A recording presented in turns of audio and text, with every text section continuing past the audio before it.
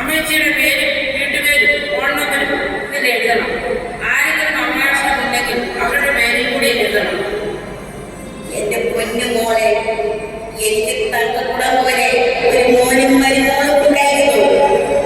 അവരുടെ മനസ്സ് കാണാതെ ഞാൻ അവരെ വീട്ടിൽ നിന്ന് ഇറക്കി വിട്ടു. ബാക്കിയുള്ള എന്റെ മക്കൾക്ക് എന്റെ സ്വത്തും പണമായിരുന്നു വേണ്ടത്. അതെല്ലാം അവർ ബാക്കിലാക്കുകയും ചെയ്തു. അതിനുശേഷം അവർക്ക് ഞാനും ബാധ്യതയായി. സാരമില്ല അമ്മച്ചി, ഇവിടെ വരുന്നവർ എല്ലാവരും ഞാൻ തന്നെയാണ്.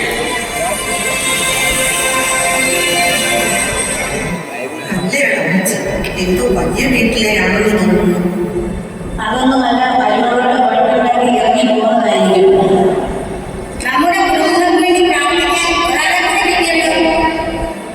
വരൂ അമ്മച്ചി, നമുക്കെല്ലാവർക്കും സ്നേഹത്തോടെയും സന്തോഷത്തോടെയും ഒത്തൊരുമയോടെയും കൂടി ഇവിടെ കഴിയാം.